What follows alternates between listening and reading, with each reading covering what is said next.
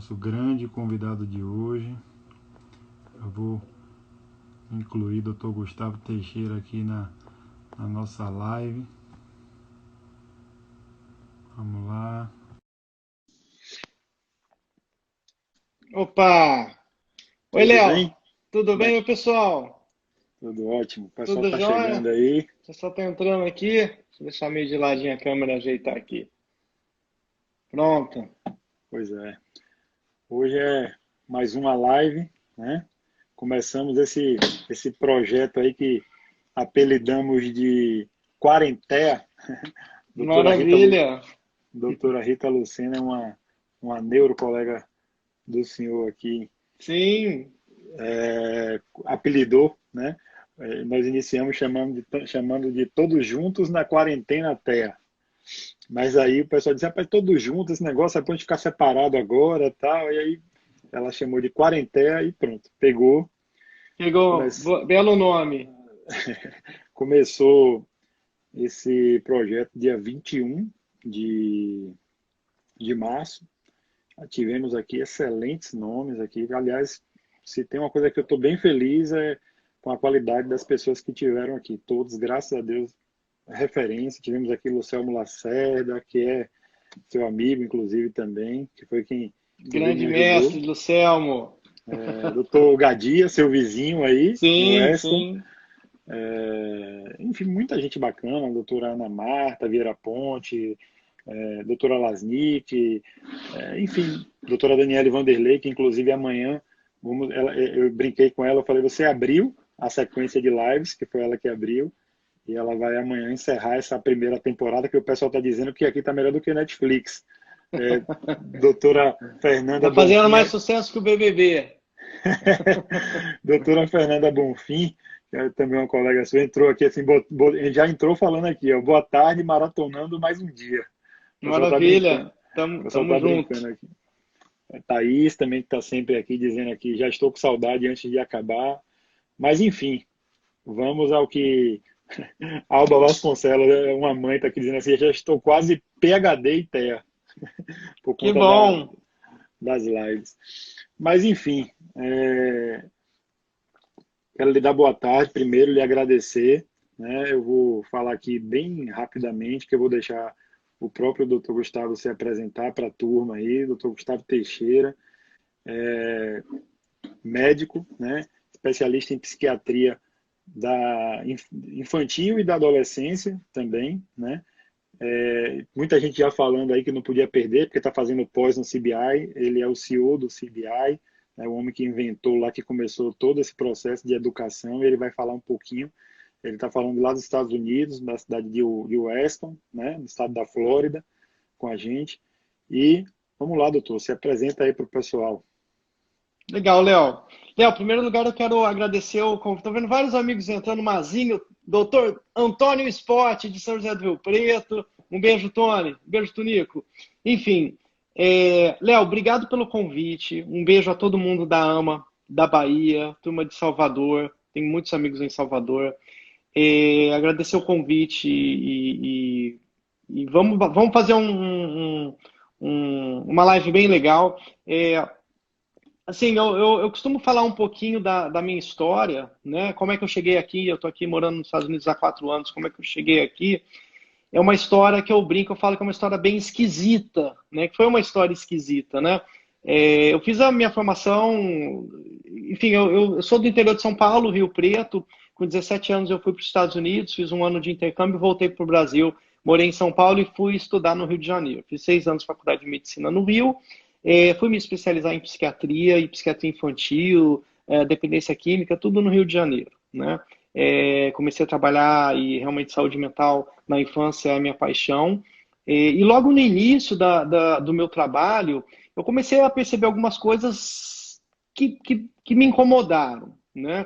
A primeira delas é que quando eu pegava um livro americano e europeu, um guideline que falasse em tratamento em saúde mental na infância, o primeiro item lá vinha psychoeducation, né? Psicoeducação. E eu falava, o que é isso? Eu acabei de sair de 10 anos de educação formal em medicina e nunca ouvi falar essa palavra psychoeducation, psicoeducação. Então, são 6 anos de faculdade de medicina, 2 anos de psiquiatria num grande centro de psiquiatria famoso do Rio de Janeiro, 1 ano de psiquiatria infantil, 1 ano de dependência química, 10 anos de educação formal e nunca ouvi falar de psychoeducation. Eu abro um guideline europeu-americano e o primeiro item de tratamento é isso, tem alguma coisa errada. Fui participar de eventos no exterior, principalmente nos Estados Unidos, e isso é algo que se falava muito por volta de 2003, 2004, 2005, né? Eu lembro que eu ia para as livrarias Borders, que é uma livraria que faliu aqui nos Estados Unidos, eram grandes livrarias, uma rede de livrarias e que tinham departamentos inteiros, áreas inteiras dedicadas à psicoeducação. E eu lembro que eu ficava horas ali estudando e comecei a me apaixonar por esse tipo de conteúdo, que basicamente são conteúdos científicos ofertados numa linguagem mais acessível, para que todo mundo consiga entender, porque a gente sabe que de nada adianta você fazer um tratamento, um diagnóstico médico preciso, propor um plano de tratamento maravilhoso, se a família não adere ao tratamento. Né? Então tem que dar informação para a família, o que causa, o que pode ter causado problema, por que é importante tratar, o que vai acontecer se tratar, o que vai acontecer se não tratar, o que vai acontecer se esperar 1 ano para começar a tratar.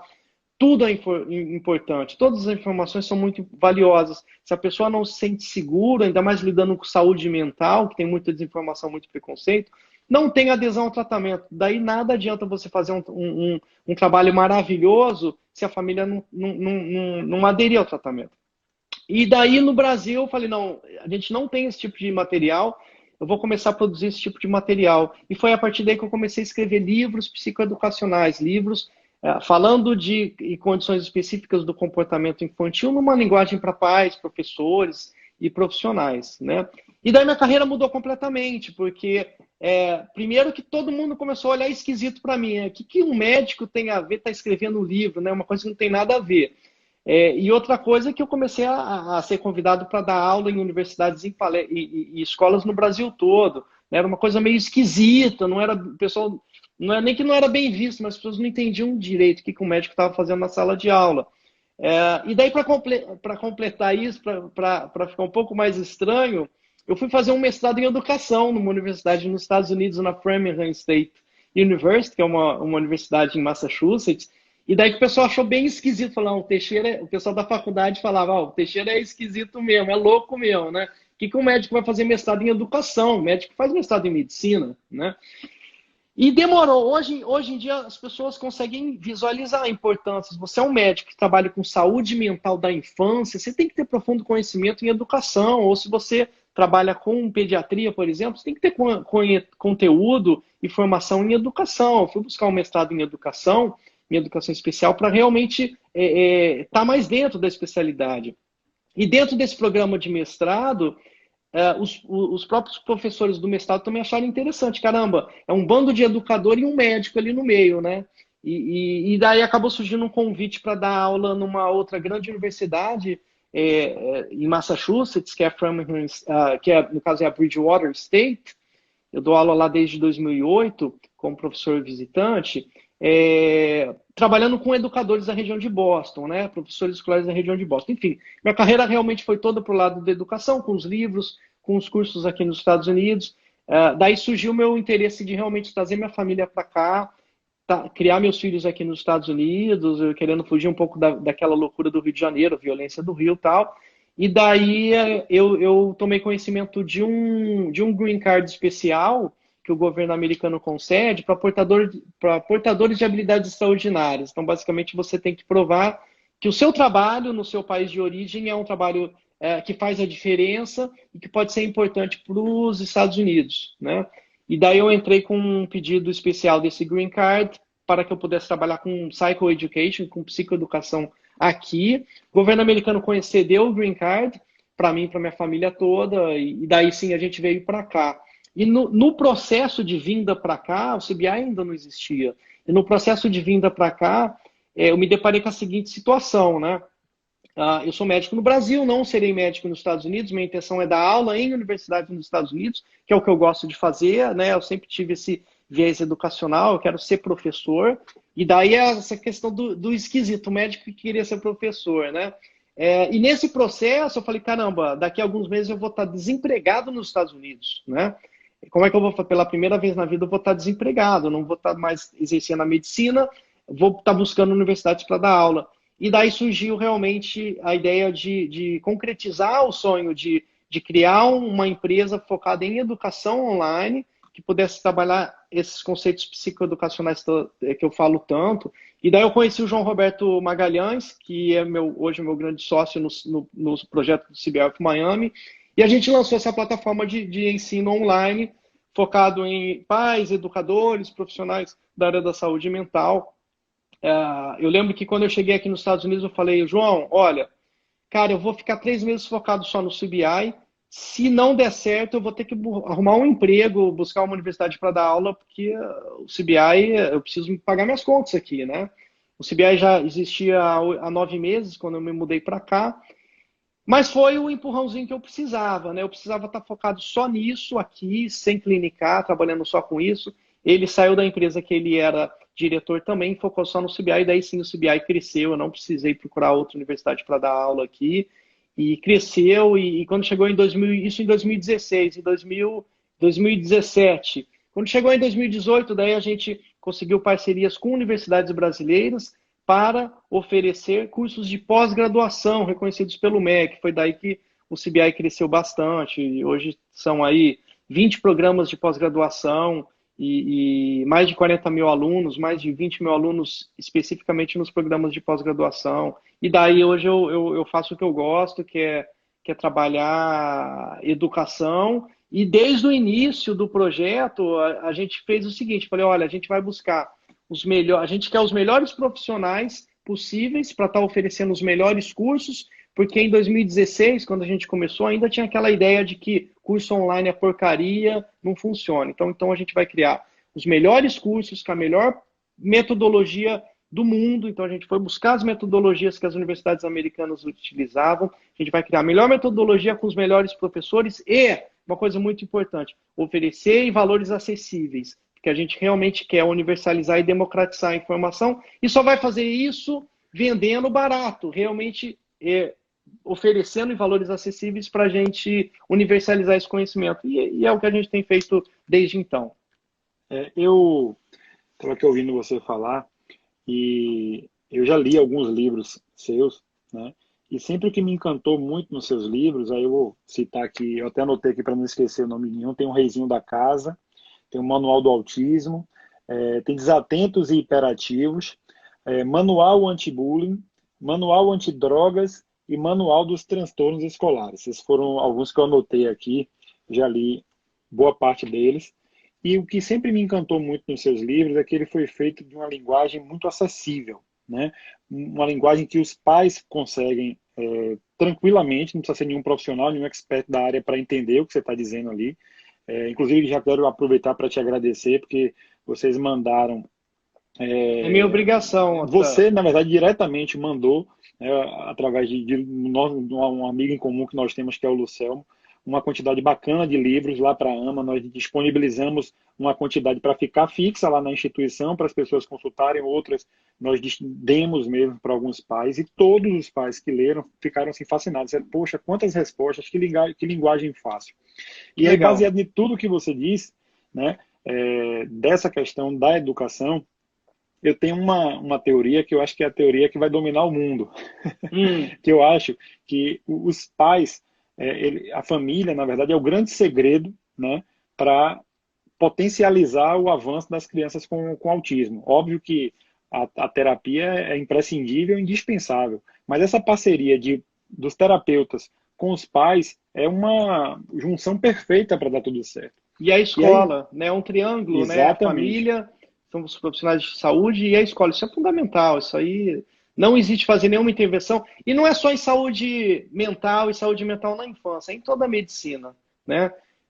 Mas sem dúvida nenhuma, nesse nicho, nessa área que a gente trabalha, não tem como você trabalhar, não tem como fazer uma intervenção adequada se não tiver casado a família com a escola e com os profissionais de saúde. Não tem como, tem que ser. né? E você vê claramente aquela criança que evolui, aquela família que evolui, aquela família que funciona bem, que trabalha melhor, que tem níveis de estresse, de ansiedade menores, né? Isso aí é claro, faz toda a diferença. E aí, eu vou querer abordar mais para frente um pouco dessa situação do CBI, né, esse trabalho importantíssimo do CBI, mas eu quero te pedir agora que você falasse um pouco sobre, aproveitando que nós estamos nesse momento, né, do distanciamento social, que as pessoas estão muito em casa, que é muito importante que as pessoas todas fiquem em casa, eu queria te pedir que você falasse sobre algo que eu sei que você é um dos maiores especialistas do mundo, né, e gosta muito de falar sobre o enriquecimento de ambientes para terapia. Né? Uhum. Aproveitando esse momento que as pessoas estão em casa, como é que devemos preparar esse ambiente para as terapias? Como é que devemos conduzir e enriquecer isso para que as terapias sejam as melhores possíveis? Então, Léo, essa é uma área muito legal. Eu acho que a minha carreira médica, eu evolui muito por me cobrar e por questionar e por não aceitar que o meu trabalho seria feito daquele jeito que a gente aprende na escola, né? Aquela receita de bolo que a gente aprende na escola, que o médico tenta diagnosticar e tratar com as ferramentas convencionais que a gente tem. Então, acho que a gente tem que tentar ser disruptivo, tem que trabalhar a quebra de preconceito, tudo que atrapalha na intervenção a gente tem que trabalhar, obviamente seguindo as premissas da ciência baseada em evidência, né? Porque tem muita gente fazendo muita besteira por aí, que quer inventar tratamento e fala eu acho isso ou eu acho aquilo. Não tem que achar nada. Quem sou eu para achar ou deixar de achar alguma coisa? A gente tem que agir com medicina baseada em evidência e daí eu tiro meu chapéu para o Lucelmo, que o professor Lucelmo Lacerda é um cara que consegue ser mais radical que eu nesse ponto. Ele fala muito bem e levanta muito essa bandeira e a gente tem que quebrar preconceitos e ser disruptivo mais com a ciência, com o livro embaixo do braço, com a ciência do nosso lado, para não fazer besteira, né? E daí quando a gente fala em enriquecimento do ambiente, é algo fascinante, algo que sempre me fascinou foi todas as intervenções baseadas no método científico que coloca o pai e a mãe como protagonista. Porque, no fundo, é o pai e a mãe que vai ficar 90% do tempo com essa criança. Então, é importante que eles sejam protagonistas da intervenção. E o enriquecimento do ambiente tem muito a ver com isso, né? Um dos primeiros estudos com enriquecimento do ambiente são na década de 40, em que foi até um pouco coincidência, um desses pesquisadores, ele levava os camundongos do laboratório para casa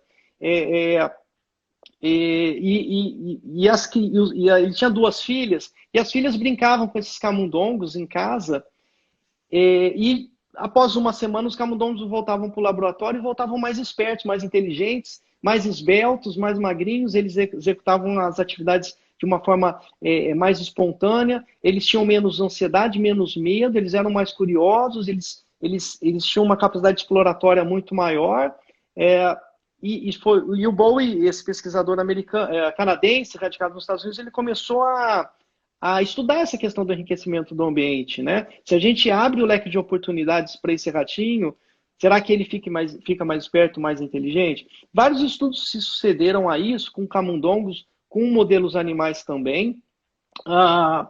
Passamos por eventos históricos importantes também, no final do comunismo, né, quando foram descobertos as instituições com crianças romenas órfãs, em que não eram estimuladas, e viam que essas crianças tinham um desempenho cognitivo, social e motor piorado, e daí abriu-se mais ainda a atenção para essa questão de enriquecer o ambiente, né?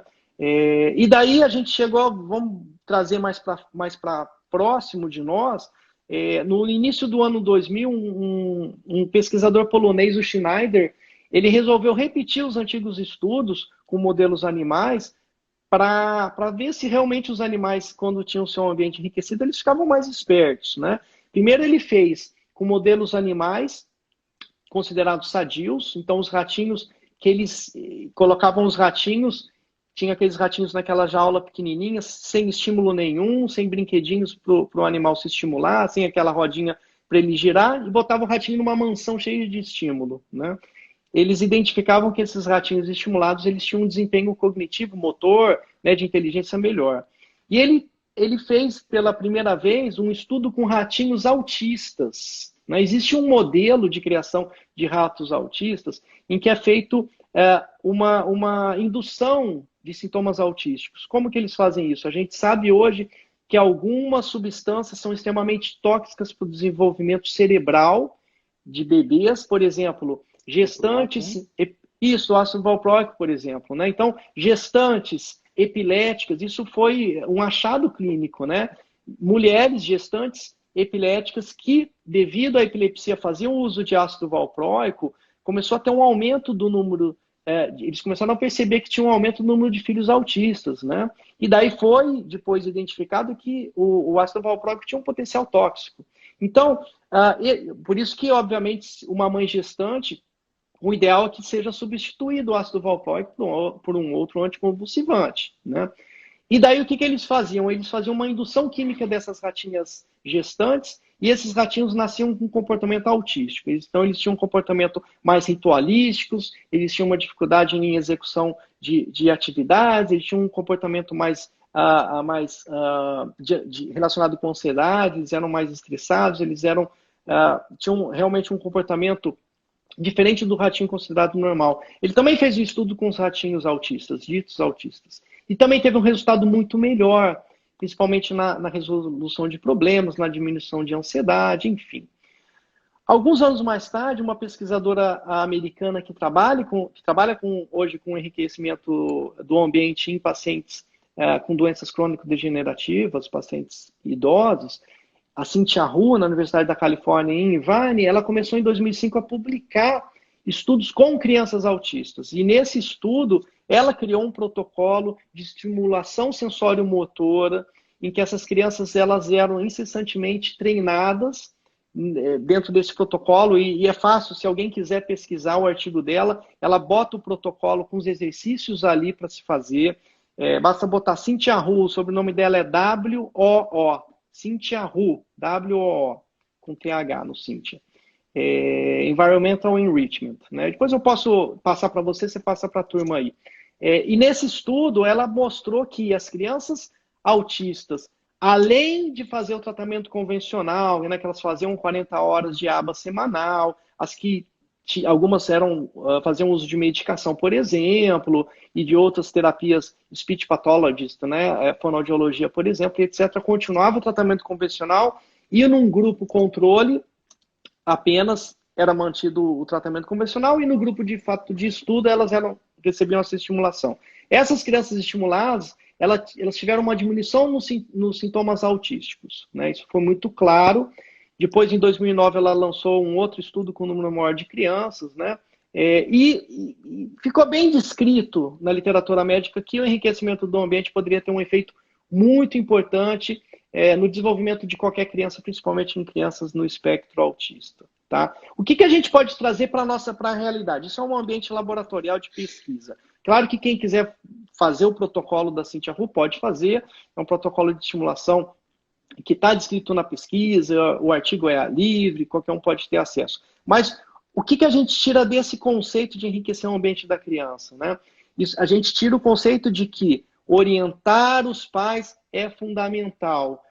Pais treinados que têm a possibilidade de generalizar as aprendizagens nas terapias, na escola, a gente pode dinamizar mais o tratamento. Então, assim, eu vou falar em termos práticos. Eu vou sair um pouco da academia, que eu acho importante a gente embasar cientificamente, mas é importante, obviamente, para mãe e pai que está assistindo a live, ele possa trazer isso para a prática dele, né? Esse é o nosso objetivo aqui. O que a gente tem que fazer? O que a gente tem que entender? A gente tem que entender que a gente fala, né, os estudos, o Luciano fala muito isso, os estudos americanos falam que para a gente ter toda criança que recebe as terapias evolui, né, toda criança que faz a aba análise de comportamento aplicada, por exemplo, evolui. Entretanto, os melhores resultados são aquelas crianças que fazem mais de 40 horas de aba semanais. Né? Mas se fala, poxa, mas é muito difícil eu conseguir 2 horas semanais para o meu filho em aba no Brasil, quanto mais 40 horas, né? Então, em primeiro lugar, por que esse sistema deu certo nos Estados Unidos? Como é que os caras conseguem botar 40 horas? Né? Porque é muito difícil. Bom, essas intervenções em aba funcionam nos Estados Unidos, funcionam em 40 horas semanais, porque esse sistema foi inserido dentro do ambiente escolar. Ora, o ensino nos Estados Unidos e no mundo inteiro, diferente do Brasil, não funciona com turno e contraturno. Funciona, a criança entra na escola às 8 da manhã, sai da escola às 3 horas da tarde, todo dia de segunda a sexta. Então é possível montar um programa em que a criança possa ser estimulada durante 40 horas semanais na escola. Ótimo, né? E trazendo para a nossa realidade, no Brasil isso é muito difícil. Tem uma demanda grande de profissionais. Aquela criança que consegue 4 horas semanais de aba é um espetáculo, né? Não, dificilmente vai conseguir mais que isso. Mas, se nós tivermos a oportunidade de capacitar esses pais, orientar esses pais, né? Se o terapeuta que está trabalhando com o Joãozinho ali na terapia orienta os pais, o que está sendo trabalhado, o que ele está respondendo positivamente, capacita esses pais para complementar as intervenções em casa. A fonoaudióloga pode fazer isso dentro das suas intervenções, a terapeuta ocupacional também, né? O psicólogo comportamental também, a professora, as intervenções que funcionam, o que a professora está trabalhando, por exemplo, a professora está trabalhando em sala de aula os animais, conhecendo os animais. Se essa professora passa isso para os pais também, através de uma metodologia, orienta os pais, a mãe pode falar, Joãozinho, que bicho que faz isso? Au, au, au. E esse animalzinho aqui, olha aqui essa foto, olha essa imagem aqui, né? Qual é o nome desse animal? É o cachorro. E por aí vai. Obviamente, a gente vai ter que respeitar o nível de desenvolvimento da criança, o nível cognitivo, o nível de aprendizagem dessa criança, mas é possível contar com o trabalho em equipe, a escola, os profissionais, para ajudar na orientação dessa família, e daí a família pode sim generalizar as aprendizagens, que foi feito de manhã na escola, que possa ser feito de tarde. Vocês, por exemplo, na AMA, vocês eu sei que fazem essa parceria com as escolas, e o que é ensinado na escola é passado para vocês generalizar a aprendizagem das crianças na AMA no período do contraturno. Isso é maravilhoso, entendeu? E é isso que a gente tem que fazer sempre, né? Então, você fala, mas então enriquecimento do ambiente como que é feito? É feito, em primeiro lugar, com a orientação desses pais pelos profissionais da saúde que acompanham essa criança, para a gente poder generalizar a aprendizagem das terapias e a família complementa em casa. Trabalhando, generalizando a aprendizagem da escola com a professora ou os professores orientando essa família no que está sendo trabalhado para ela complementar a aprendizagem. Porque, olha, a gente fala numa criança típica, por exemplo, a criança típica, ela estuda de manhã, na verdade ela assiste às aulas de manhã, vamos pensar no turno e contraturno, ela assiste a aula de manhã e ela estuda à tarde, porque estudar seria o ato de você realmente reforçar o que foi ensinado pela manhã, e daí sim ela aprende. Eu estou falando de uma criança típica, né? Para a criança no espectro autista, a gente vai usar o mesmo conceito. A criança assiste às aulas de manhã, por exemplo, e ela estuda o conteúdo à tarde para realmente fortalecer e reforçar a aprendizagem dela, né? Tem um professor meu de cursinho e um grande educador, Pierluigi Piazzi, que ele falava muito isso, né? Já falecido. Então, essa questão da gente generalizar a aprendizagem da intervenção feito pela família é fundamental. Em termos práticos, o que a gente pode fazer? Quando você abre o leque de oportunidades para o seu filho, no espectro autista ou não, com relação a esporte, por exemplo, você está enriquecendo o ambiente. Eu não sei o que o Joãozinho ou a Fernandinha gosta de jogar. Eu vou abrir o leque de vários esportes. Então tem aquele esporte que ela odeia, tem aquele que ela não gosta, tem aquele que ele ou ela gosta um pouquinho, tem aquele esporte que ela gosta muito, adora, e é esse então que ela vai querer fazer, é esse que a gente vai estimular, né? Então a gente abre o leque de oportunidades, vê o que ela gosta, que ela se sai melhor, que ela tem um retorno, que nós todos, a família, tem um retorno mais positivo e vai estimular aquilo.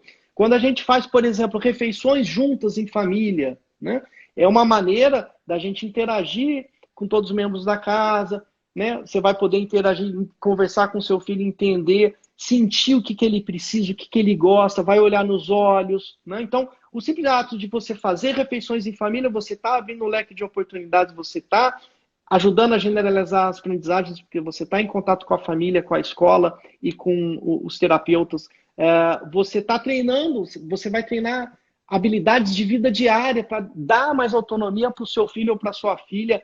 Ah, mas meu filho tem muitas limitações. Não importa, né? Você pode trabalhar habilidades de vida diária naquela criança nível 3, aquele caso mais grave de autismo, até o grau 1, aquela criança com sintoma mais suave de autismo. Respeitando a limitação da criança, a gente vai estimular, e todo mundo vai sair ganhando com isso. Vai ter só para finalizar isso, o que os estudos científicos, a gente tem que estar sempre junto à ciência, não virar achismo. O Gustavo falou, Gustavo não tem que achar nada, não tem que falar nada, eu tenho que fazer o que a ciência mostra.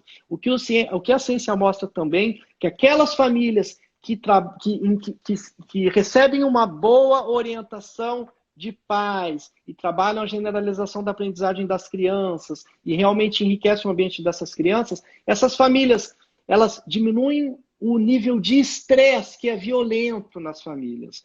Ela tem uma capacidade, né? Quer dizer, tem alguns vídeos que eu falo isso, né? Primeiro lugar, para eu ajudar meu filho ou minha filha, eu tenho que estar bem. Então, se os pais estão bem, se o pai está com o nível de ansiedade mais baixo, de estresse mais baixo, se eu tenho muito conhecimento psicoeducacional, eu vou poder ajudar mais o meu filho ou a minha filha, a minha família vai funcionar melhor, os níveis de estresse da família vai diminuir, de ansiedade, e a gente vai conseguir buscar uma harmonia, né? E daí a criança vai evoluir, daí a gente não tem dúvida, não tem...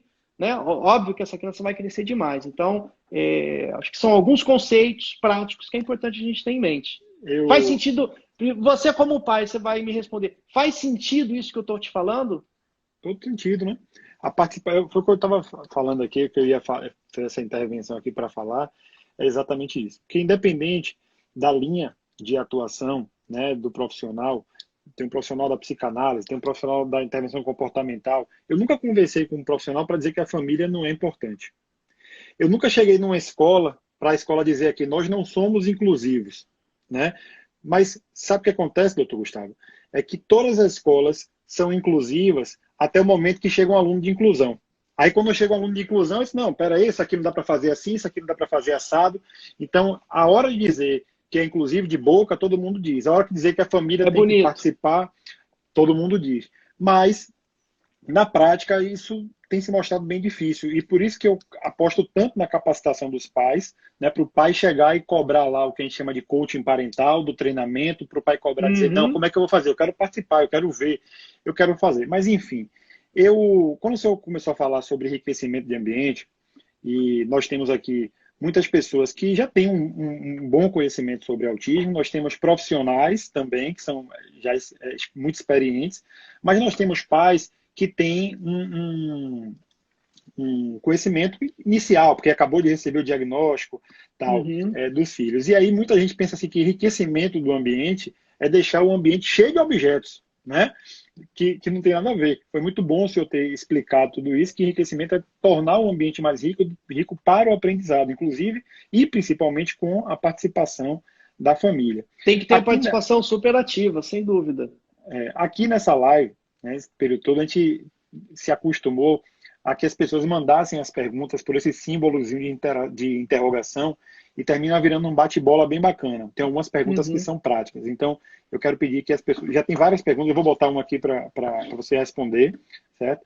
Mas eu quero pedir que as pessoas mandem as perguntas pelo símbolo de interrogação, mas quero pedir também uma coisa bem bacana. Hoje, por ser talvez um sábado de Semana Santa e tal, a gente tem poucas pessoas, 90 pessoas aqui assistindo. Eu queria que vocês enviassem, através desse símbolozinho aí da asinha aí, para que as pessoas fiquem sabendo que essa live está acontecendo. Manda aí, aperta nesse símbolo da asa, nessa setinha embaixo do símbolo de interrogação, ao lado do símbolo de interrogação, para todo mundo entrar e aproveitar essas informações do Dr. Gustavo Teixeira. Eu vou botar uma pergunta aqui, uma pergunta aqui de doutora Rita Lucena, que tem aqui, uma colega do senhor, está aqui, deixa eu ver aqui, pronto. Em sua opinião, quais as principais barreiras na implantação de atitudes de inclusão nas escolas? Então, ó, excelente pergunta, Rita. Na minha opinião, é desinformação. Eu acho que tudo que a gente não tem conhecimento gera medo, gera repulsa. Primeira coisa, a pessoa falar não. Não, não. Isso pelo olhar do gestor, tá? Começa lá de cima, começa pelo gestor. Porque às vezes o professor fala, mas a escola não autoriza, não pode, eu não sei fazer, né? Então, joga a responsabilidade para o gestor. Em primeiro lugar, o gestor pode pensar, eu não sei como é que é isso dá muito trabalho. Então, primeira coisa é falta de conhecimento. Segunda coisa, por falta de conhecimento, é achar que é muito caro. Não é caro, não vou gastar dinheiro com esse aluno, vou gastar tempo, dinheiro. Né? Então, a pessoa, primeiro, não tem informação, por informação gera medo, e o medo leva ela a pensar em outras, em justificar de outras formas. Não, eu não tenho dinheiro para isso, eu não tenho tempo para isso, eu não consigo capacitar meus educadores, que é um absurdo, porque a instituição de ensino está ali para isso, né? E não tem por que achar que vai ter um gasto financeiro que seja considerável, né? Que é o grande medo de muitos gestores. Para o profissional que está ali na linha de frente, para o educador, a gente tem muitos profissionais que estão aptos, que querem ajudar, mas não sabem como. Assim como tem aqueles profissionais que têm uma certa, por medo também, e desinformação, tem um desinteresse. Então, assim, eu acho que tudo passa primeiro pela capacitação, pela informação. Agora, depende muito do interesse da instituição de ensino e do educador. Então, assim, eu sou muito prático, tá? Léo e Rita, que está fazendo a pergunta.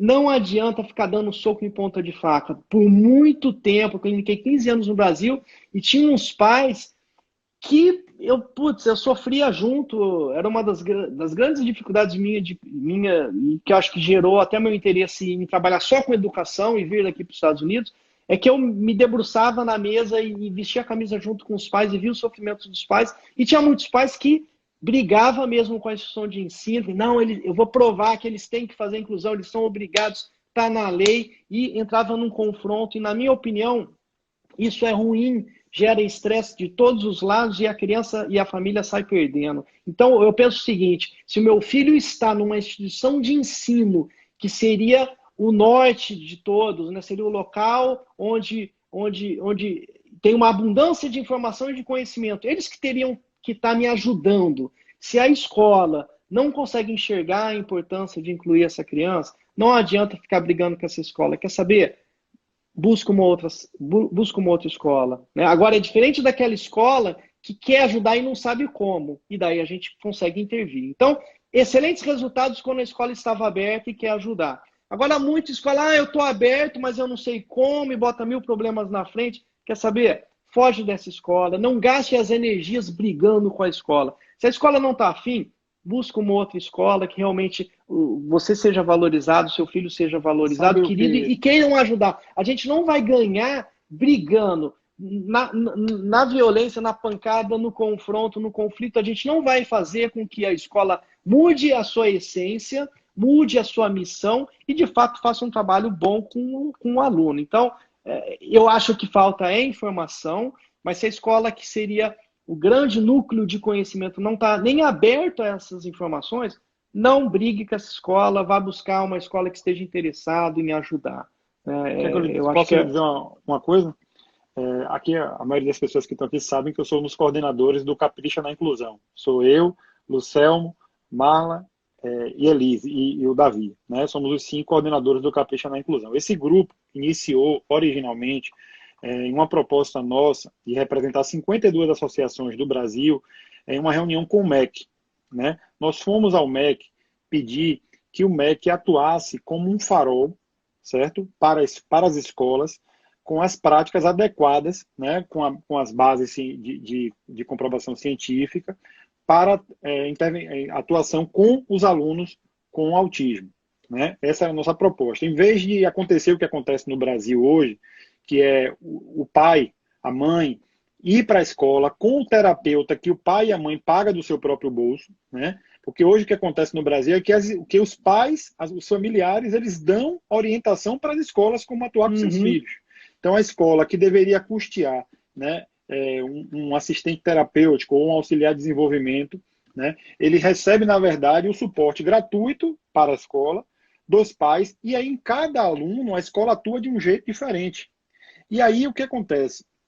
Eu tenho uma dúvida muito grande quando o senhor fala assim, olha, você vai procurar uma escola, né? Se a escola botar dificuldade, faz isso, faz aquilo, procura outra.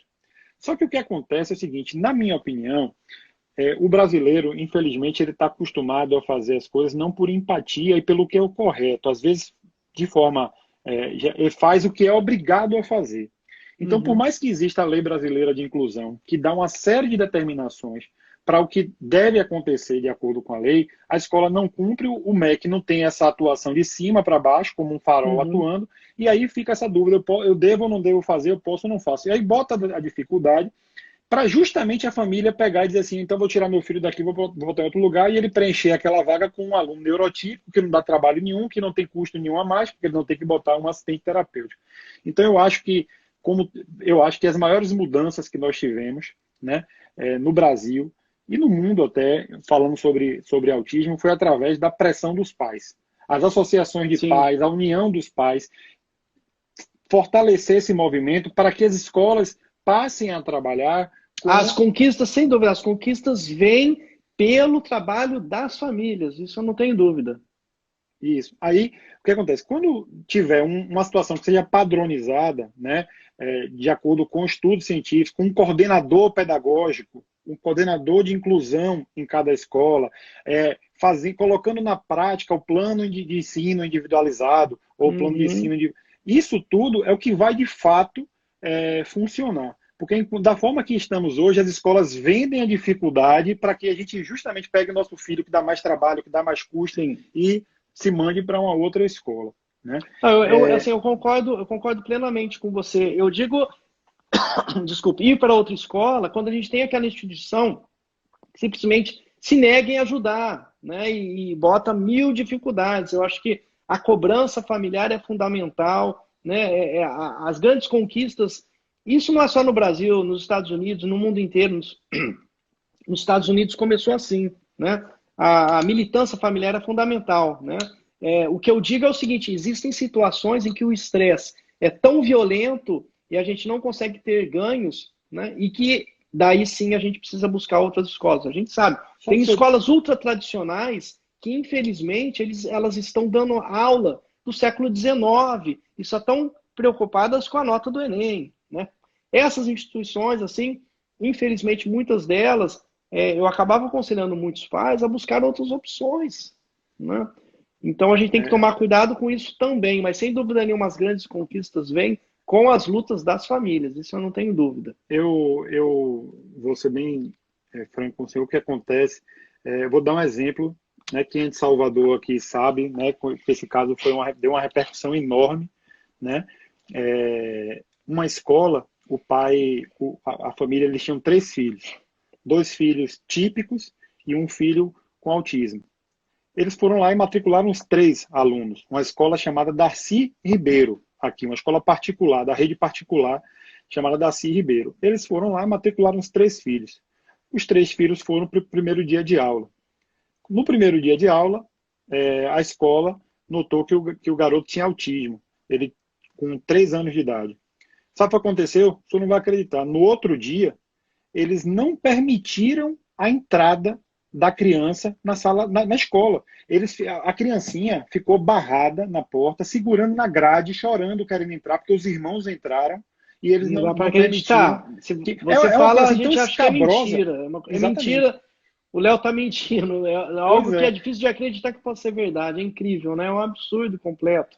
É uma coisa assim tão escabrosa que você fala assim, não é possível. Porque quando me ligaram na hora, eu falei, não, mas não deve ter. Não, foi assim, porque e ficou muito. Não tinha dúvida nenhuma, porque o pai filmou a criança balançando a grade, querendo entrar, e a professora, a pessoa lá, né, o porteiro, enfim, disse que não podia, que não tinha autorização, eles cancelaram. Aí o que foi aconteceu? Me chamaram, eu busquei a imprensa, nós demos amplitude a esse fato, eu, como vice-presidente da AMA, fiz um ofício ao Ministério Público, que iniciou a apuração do fato, já aceitou a denúncia, e essa escola está sendo penalizada. Então eu acho que quando a gente começa a fazer isso, as próprias escolas falam assim, olha, é melhor a gente se adequar, ver como é que vai fazer isso aqui, para poder... Porque isso foi agora, em 2020, não foi há 5, 6, 7 anos, foi agora.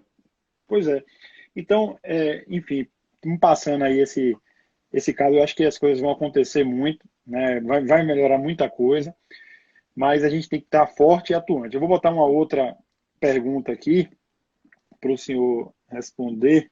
Me chame de Aqui. você, por favor, hein? Eu já Para fui de me até chamar. divertido sobre isso. Qual o prejuízo para a criança quando a escola não faz a inclusão de maneira adequada? O prejuízo é que essa criança não vai aprender, né? Essa criança precisa de um plano individual.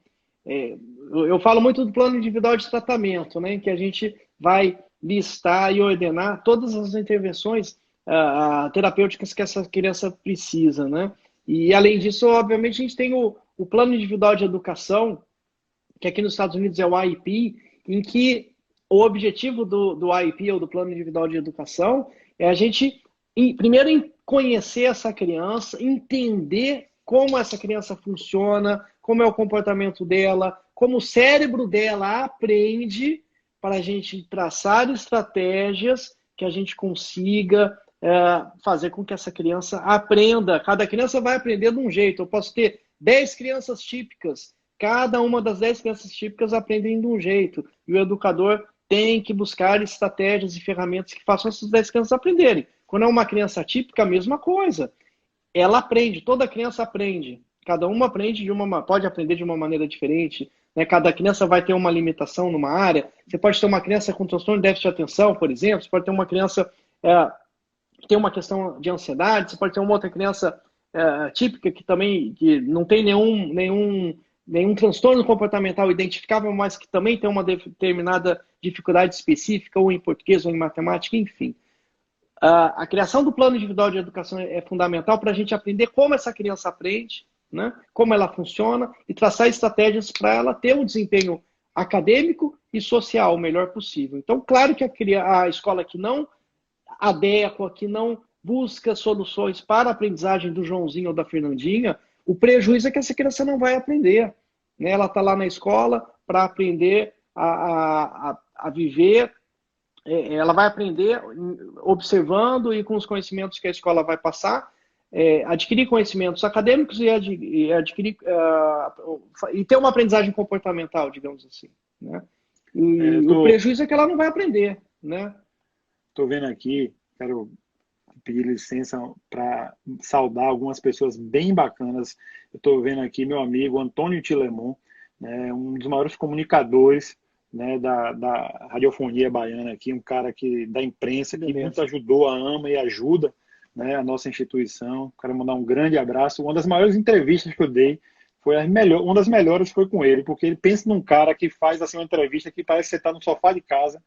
Esse meu amigo Antônio Tilemon, vi o Paulinho aqui também, que é um grande amigo, um grande parceiro da AMA, doutora Rita Lucena também aqui, estou vendo bióloga, Paula, doutora Fernanda Bonfim também está aqui. Na próxima temporada do Netflix vai ser uma das lives aqui com a gente. Enfim, não vou perder tempo aqui.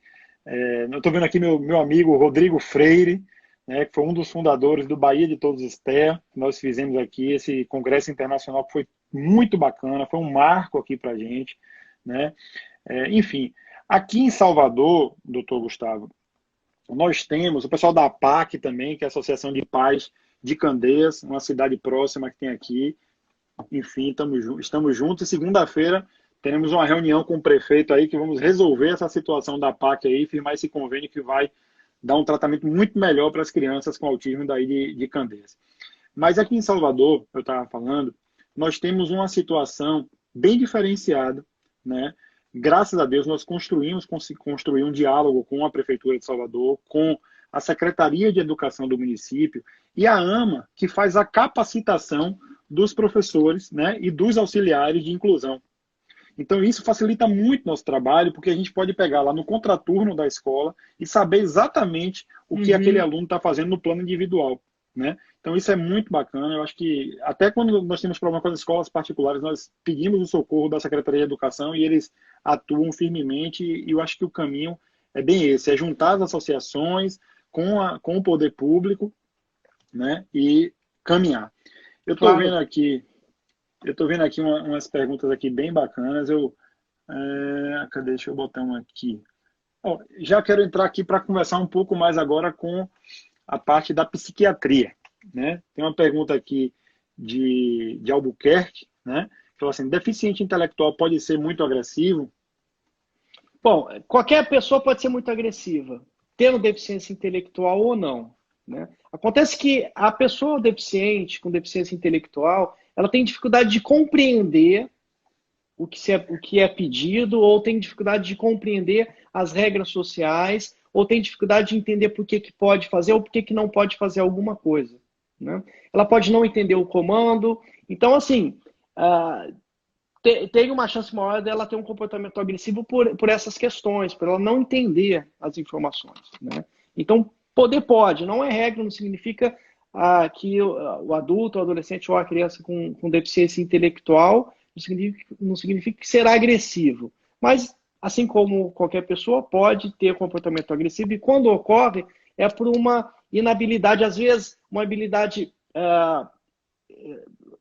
uma dificuldade de comunicação, por exemplo. Ela não consegue expressar o que ela deseja, ela pode ficar irritada, né? Ou ela tenta se comunicar e a outra pessoa não consegue entender o que ela está pedindo. Imagina nós aqui conversando, eu estou tentando te explicar uma coisa e você não entende o que eu estou falando. Eu vou ficar irritado, né? Então, isso pode ser uma possibilidade. Ela tem uma dificuldade de comunicação verbal e ela não se faz entender, essa pessoa pode ficar irritada. Ou tem uma determinada regra social, então não pode tirar roupa em público, não pode urinar aqui na frente das pessoas no meio do shopping, né? E daí quando o cuidador, por exemplo, chama a atenção dela, ela não entende por que está sendo chamada, não entende por que aquele comportamento não pode acontecer. Isso pode ser uma justificativa, digamos assim, de ocorrer o comportamento agressivo, tá? Então, poder pode, mas lembrando que o comportamento agressivo pode ocorrer com qualquer criança, típico ou não, com deficiência intelectual ou não. Mais uma pergunta aqui, uma pergunta bem polêmica essa, que ela pergunta assim, o que acha das escolas exclusivas para autistas? Já tem algumas nos Estados Unidos? Sim, eu acho muito importante para aqueles casos graves, né? Tive a oportunidade de conhecer escolas exclusivas para crianças autistas aqui nos Estados Unidos, em Massachusetts tem algumas, e são importantes, né? Porque são pacientes tão graves que não é possível, não seria possível a inclusão no ensino regular, né?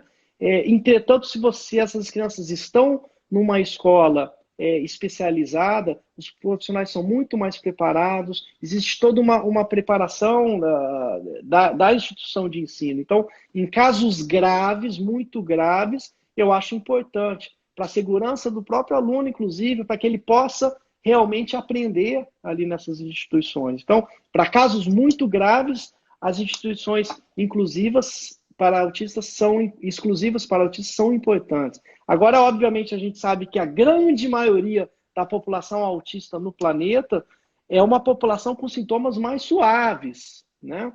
Tanto que antes da gente ter o transtorno do espectro autista como é visto hoje, a partir do DSM-5 em 2013, a gente tinha um diagnóstico muito restrito, era mais os casos mais graves que eram diagnosticados. Hoje a gente sabe que a grande maioria, né, por isso que a gente hoje encontra aí cerca de 2% a prevalência de autismo no planeta. Isso é o dado agora, que saiu há 3 semanas atrás no estudo do CDC, que é divulgado a cada 2 anos, que são os dados avaliados de 2 anos atrás. Então, provavelmente daqui a 2 anos, em 2022, quando estiver analisando os dados atuais, a gente vai ter mais de 2%, né? Então, a grande maioria dos casos são casos com sintomas mais moderados e principalmente sintomas mais leves.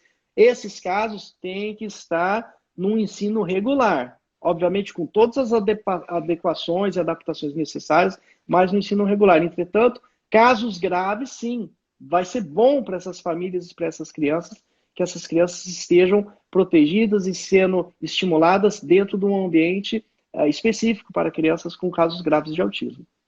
Tem um pedido aqui. Mas é a minoria dos casos. De Mara, que ela fala assim, indique uma literatura do funcionamento cerebral do autista voltado para pais. Tem algum outro que você lembrei que seja voltado para pais? Olha, tem vários livros, assim, eu obviamente sou suspeito para falar, eu recomendo a literatura que eu publiquei, né? Os meus manuais pela grupo editorial Record, pela editora Bestseller. O Manual do Autismo é um livro simples, básico, que a gente oferece, que eu falo muito sobre essas questões principalmente de plano individual de tratamento para criança no espectro autista, com relação a diagnóstico precoce, né? Eu gosto muito de recomendar os próprios treinamentos do CBRF Miami, que são específicos, né? Para estimulação precoce. Então, por exemplo, as pós-graduações em intervenção precoce do CBI têm feito muito sucesso, porque trabalha muito esses conceitos neurocientíficos com aplicabilidade prática, né? Tem um curso livre, por exemplo, da doutora Liubiana, de Belo Horizonte, que é um... fazer a live hoje, inclusive. Então. Ela tem um curso conosco, que é um curso maravilhoso para diagnóstico e intervenção precoce, né? Em que é trabalhado muito esses conceitos também neurocientíficos, aplicabilidade prática, né? Ensinando sobre essa questão de generalização da aprendizagem. Então, eu acho que é mais ou menos por aí. Eu ia fazer, tínhamos combinado uma live, mas aí deixamos. Falei com ela hoje, inclusive, porque ela está nessa correria toda aí do Covid, né? E aí já combinamos para a próxima temporada. Ela vai participar da live aqui. Ela, inclusive, lhe mandou um abraço. Que legal. Esse curso dela, por exemplo, é maravilhoso, né? É o curso que a gente lançou agora pelo CBRF Miami. Então, é um curso direcionado especificamente para pais, né? Cuidadores, profissionais inclusive, também. Eu faço essa pós de intervenção precoce no CBI. Sim, e a pós de intervenção precoce é uma pós que a gente já está aí com 3 turmas, é uma pós que tem feito muito sucesso também. Então, e é algo interessante que surpreendeu muito a gente. Obviamente, quando nós lançamos as pós-graduações, basicamente eram pós direcionadas para profissionais de saúde mental, da infância e profissionais da educação. Entretanto, a gente começou a ver uma procura muito grande por pais. Hoje nós sabemos que 20% dos alunos das pós-graduações do CBRF Miami são pais. Eles estão ali aprendendo na pós-graduação para adquirir mais conhecimento, para que eles possam replicar esse conhecimento no desenvolvimento de seus filhos em casa. Então, isso é algo muito, muito legal, né? Muitos pais fazendo essas pós-graduações. Deixa eu te falar. Nós estamos aqui com 2 minutos para cair a live automaticamente, porque com 1 hora ela cai.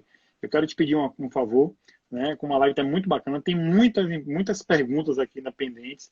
Eu vou pedir para que as pessoas que estão aqui, se eu puder, obviamente, né? Se você puder, obviamente, vou pedir para a gente fechar essa live aqui e abrir um outro agora mesmo, dá? Pode ser que mesmo porque está aumentando o número de acessos agora no finalzinho. Vamos sim, vamos pessoal, novamente. Eu vou fechar essa live aqui e abrir outra, vocês entram para a gente continuar esse papo aqui. Estou vendo aqui um monte de gente bacana aqui, vou registrar. E na volta agora a gente vai falar sobre medicamento, vamos falar sobre o CBI e essas informações, tudo isso. Vamos lá rapidinho. Tá bom, vamos lá. É um break rapidinho. Isso. Voltei. Então, pessoal, vamos lá. Entrando de novo, vamos lá. Vamos dar continuidade aqui. Quero pedir que as pessoas que tinham mandado as perguntas, que mandem novamente as perguntas na caixinha de interrogação, porque quando eu fecho a live, que abro novamente, elas somem. Estou vendo aqui minha amiga Massinha Galvão. Massinha Galvão, aqui eu não sei se você conhece, doutor Gustavo. Massinha Galvão é uma amiga nossa, ela é mãe de um garotinho com autismo, e ela é arquiteta, e ela se especializou e nos últimos anos ela tem cada vez se aprofundado mais na arquitetura para autismo, né? Então, legal. Assim, a preparação dos ambientes, as questões sensoriais. Sensoriais, né? Que legal. Que legal. Eu sou fã número 1 de Massinha. Acho que vale depois o senhor combinar com ela uma live, ela correu da minha aqui, mas a sua ela não vai correr, não. Que legal, então, que legal. Interessante mesmo. Eu fico muito feliz assim, quando eu vejo os pais. Eu estou vendo aqui, o Maurício Martins, esse aqui é um mágico. Esse rapaz aí, Maurício Martins, ele é mágico. Mas sabe por que ele é mágico? Porque ele é diretor. Eu estou com essa conversa aqui, te batendo papo, para dar tempo das pessoas entrarem novamente. Maurício Martins, ele é mágico porque ele é diretor financeiro da AMA. é meu colega de diretoria na AMA, Ele e tem ele que fazer mágica. faz mágica com o dinheiro que a gente não tem, ele se vira para Que legal, que conseguir. legal. Parabéns, parabéns. Muito Doutora bom. Rita Lucena aqui elogiando a live do senhor. Fantástica essa live, Léo. Linguagem simples, diretas, informações relevantes. Doutora Rita Lucena, que Que é uma senhor? pois é o costume. Doutora Rita Lucena é Que neuropediatra, legal. cientista, professora Uhum. do curso de medicina da UFBA, é também uma das grandes referências em neuropediatria, é quem nos socorre aqui, quem nos apoia. Que Enfim, bom. Obrigado, as Rita, pessoas estão. pela ajuda. Lucy está aqui, Tamo que é mãe da junto. Ama, o pessoal da PAC, muita gente bacana. Eu fico até preocupado de minha esposa, eu tenho que falar o nome dela aqui, Priscila Martinez, minha esposa, porque se eu não falar eu apanho quando eu terminar a live Claro. aqui. A minha esposa está vendo também, a Camila. Eu imagino que eu não vi o nome dela aparecendo aqui, mas ela disse que está vendo. Ela está vendo, sim. Ela sempre Tem uma, assiste as lives. tem uma pessoa aqui que eu vou dar um troféu depois, que é Thaís Brito. Ela não perdeu nenhuma live e ela sempre foi a primeira ou a segunda a entrar em todas as lives. Então ela merece um troféu também. Então, a próxima E remessa de livros que eu te mandar, você já deixa reservado um para ela, então, tá bom? o Fica de assim Thaís está combinado. certo já. Então, tá. Fechado. Ó. Deixa eu botar uma pergunta aqui. É, A Aqui. Libiana tá aí Autismo. também. Libiana, um beijo. Aqui. Pronto. Obrigado, Leonardo, doutor Gustavo, pela excelente discussão. A senhora, na próxima temporada do Netflix, vai. Que é essa daqui, que a gente fica brincando dizendo que a temporada do Netflix vai ser uma dessas profissionais de referência que vai aqui ensinar para a gente também. Isis pergunta aqui se você acha que deveria ter uma disciplina sobre autismo na faculdade de medicina. Porque aqui não Aí, tem, né? Ô Isis, essa sua pergunta se me dá nervoso, fico todo arrepiado, nervoso, me dá raiva. Excelente pergunta, Isis. É o seguinte, isso é uma crítica que eu faço há muito tempo e sempre que tem live acaba vindo esse assunto, eu acabo falando nas aulas do CBI. É algo inacreditável, né? Eu passei 6 anos de educação formal na faculdade de medicina, são 6 anos de faculdade de medicina. Mais 2 anos de educação formal, um grande serviço famoso de psiquiatria, um dos mais famosos do Brasil, tal, no Rio de Janeiro. Mas especializado. Bom, eu estou falando em pelo menos são 8 anos de educação formal em que eu não tive uma única aula de transtorno de espectro autista, né? Então a gente passa por internato dentro da pediatria e você não escuta falar de autismo. Então, assim, é um absurdo, né? Obviamente é um grande erro. Acho que o profissional que trabalha com saúde mental da infância, obviamente, busca muito do seu conhecimento por autodidatismo mesmo, vai fazer curso no exterior, vai fazer. Hoje em dia tem uma oferta de cursos no Brasil também, o que é excelente, vai estudar. Mas quando a gente fala em educação formal, a gente passa 6 anos de faculdade de medicina, pelo menos. Até o meu pai entrou aí, o doutor Pedro Teixeira aí, Pedrinho em quarentena lá em Rio Preto, tá acompanhando com a gente. Mas, assim, são 6 anos, pelo menos, de educação formal e sem ouvir uma vez a palavra transtorno de espectro autista. O que é pior, 2 anos de psiquiatria geral, sem falar em autismo. Isso realmente é bizarro, né? Um absurdo. Então, obviamente que tem que mudar isso, né? A gente está falando de uma condição médica que tem 2% de prevalência no planeta, né? 2%, segundo os estudos, eu diria até conservador, tá? Então a gente está falando em 2%, é praticamente 1 para cada 50 nascimentos, né? Então, obviamente que merece uma atenção, por quê? Porque no primeiro momento, o psiquiatra infantil, o neuropediatra, não é quem está no fronte de batalha. Quem está no fronte de batalha, né, é a medicina básica, né, o atendimento básico à saúde é o médico pediatra, né? Isso é uma coisa muito legal que tem no Brasil, né? Isso tem a ver com o SUS também, que toda mãe, por mais humilde que ela seja, ela tem acesso ao pediatra. Pelo menos na grande maioria das cidades tem acesso ao pediatra. Só que o problema é que quando essa mãe chega ao pediatra, o pediatra não tem conhecimento básico de autismo, né? Eu não estou pedindo que o pediatra faça o diagnóstico e trate transtorno de espectro autista. A gente quer o básico, a gente quer que o pediatra olhe, é a profissão em que é um médico especialista em desenvolvimento infantil, então, pelo amor de Deus, que ele consiga olhar para a criança e falar, opa, mãe, pode ser que tenha alguma coisa errada, vamos fazer uma intervenção precoce, daí encaminha para um serviço especializado, né? Pelo menos isso, para fazer um diagnóstico correto. O grande problema é que essas crianças, a gente perde as janelas de oportunidade de fazer uma intervenção precoce. Então, isso precisa mudar, né? Uma coisa que eu falo sempre é o seguinte, eu lembro nos primeiros cursos que eu gravava 4 anos atrás, quando eu falava essa frase, o meu sócio, ele cansou de ouvir, ele não é médico, ele é engenheiro. E ele dava risada, porque ele aprendeu isso, porque eu falava isso em todas as aulas, né? E algo interessante que é o seguinte, eu posso até errar o diagnóstico, eu não tenho o direito de errar o tratamento, né? Por quê? Mesmo que eu esteja na dúvida se é ou não é, isso ocorre quando você pega uma criança de 6 meses, 1 ano de idade, 1 ano e meio, às vezes, os sintomas você não vai fechar que é um quadro de transtorno de espectro autista, né? Mas você inicia a intervenção desde já, trata como se fosse. Você trabalha e faz as intervenções precoces para trabalhar os prejuízos sociais, de linguagem verbal e não verbal, ou de integração sensorial que essa criança apresenta. Você identifica os sintomas precoces e já faz a intervenção. Você não espera para tratar. E quando a gente não tem uma formação básica em saúde envolvendo o transtorno do espectro autista, que obviamente tem uma importância muito grande, a gente está falando de quase 2% das crianças, pelo menos, você perde as oportunidades, porque na maioria das vezes você escuta o pediatra falando, mãe, você é muito ansiosa, vamos dar um tempo, ele tem o tempo dele, vamos esperar, daqui 6 meses a gente avalia, você é muito ansiosa, menino é mais lento, e daí a gente perde essas janelas de oportunidade de fazer uma intervenção cedo nessa criança. A gente só vai mudar isso capacitando na base, sim, na graduação de medicina, sim, nos internatos de pediatria, sim, nas residências médicas em pediatria. Eu estou falando em pediatria geral, não estou falando nem na neuropediatria. Na neuropediatria vai ser uma especialização, mas na base, isso tem que vir na base, fazendo uma formação básica dos profissionais que faz o primeiro atendimento ali, os médicos de comunidade, né, a medicina comunitária tem que ter formação em autismo, em transtorno de espectro autista. Que não trate, mas que pelo menos encaminhe para os centros de referência para a gente fazer uma intervenção precoce, a gente tem que mudar essa mentalidade do esperar para ver. Vamos esperar para ver, daqui 6 meses a gente avalia, essa mãe é ansiosa, ele tem o tempo dele, menino é mais lento. Não existe isso, gente. Né? Não existe. Então, essa pergunta da Laís é uma pergunta fantástica mesmo. Tem que mudar, tem que mudar. Aqui na Bahia, a gente está tentando, sabe, mudar mesmo as coisas.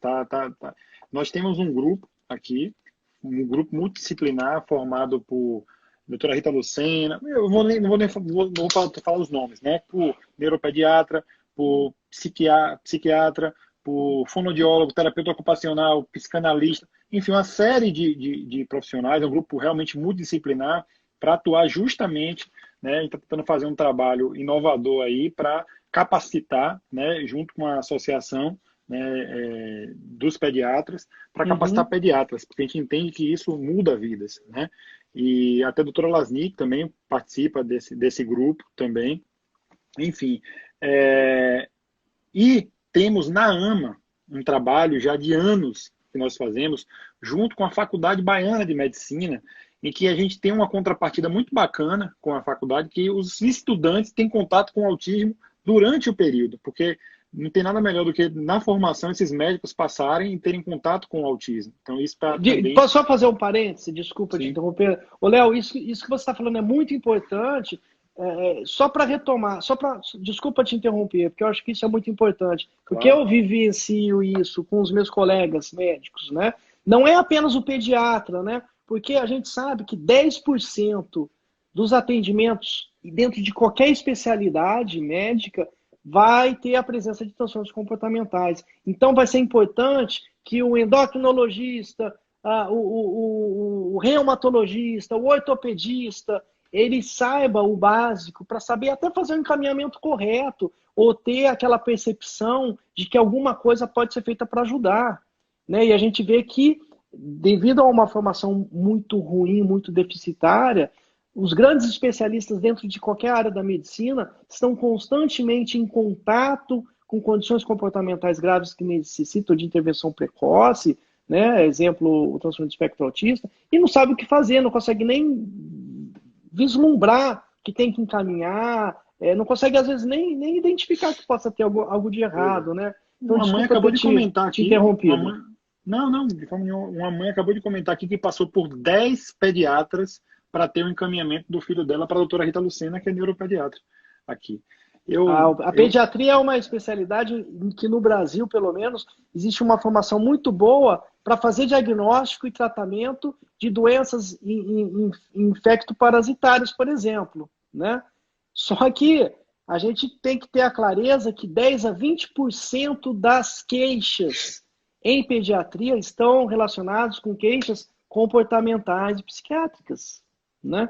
Então, isso é um absurdo, né? O pediatra é um médico especialista, ele tem que ter conhecimento, pelo menos, de desenvolvimento infantil. O autismo é uma condição que existem atrasos nas milestones, né? Nos marcos do desenvolvimento, atraso na linguagem verbal e não verbal, né? Dificuldades de socialização, presença de comportamentos repetitivos e estereotipados. Isso acontece desde cedo. Os 10 pediatras, será que eles não conseguiram identificar nenhum atraso no desenvolvimento dessa criança? Né? Então, o problema vem lá de trás, a gente tem que sim corrigir essa base. Por isso que esse trabalho nas faculdades é importante, na graduação, desde cedo. Justamente. Eu quero mudar um pouquinho a chave aqui e queria falar um pouco sobre a parte de medicamentos, que é sempre uma dúvida muito recorrente aqui nas lives, né? As pessoas, o brasileiro, né? As pessoas de uma forma geral, nós temos a cultura, né?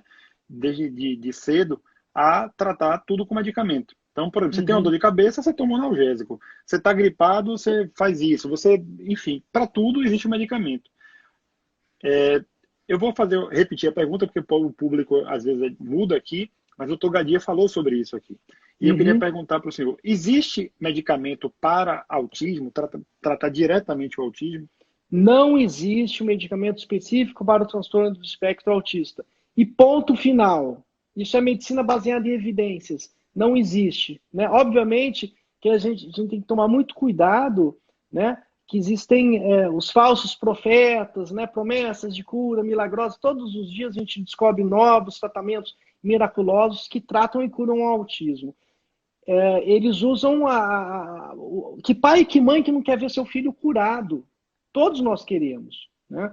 Agora, infelizmente, a luz da ciência não existe. E, obviamente, se existisse uma cura, não existiria criança autista. Todas teriam sido tratadas e curadas. Então, sempre que a gente fala em medicamento, a gente tem que abordar essa questão, porque é uma enxurrada. Tem pessoas que vendem em casa, vendem carro, viaja e vai para outro lugar para tratamentos miraculosos que não vão dar resultado. Pelo contrário, você expõe a criança muitas vezes a agentes tóxicos graves, você desfoca do tratamento que realmente é importante, que são os tratamentos comportamentais. Então, quando a gente fala em tratamento, o que a medicina baseada em evidência diz que funciona? O que funciona são as terapias comportamentais. Terapias comportamentais. A principal delas, a que utiliza da análise de comportamento aplicado.